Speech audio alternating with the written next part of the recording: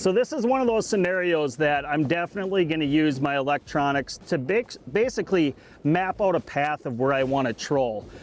Devil's Lake is super cool. There's so much structure, whether it's flooded roads, timber.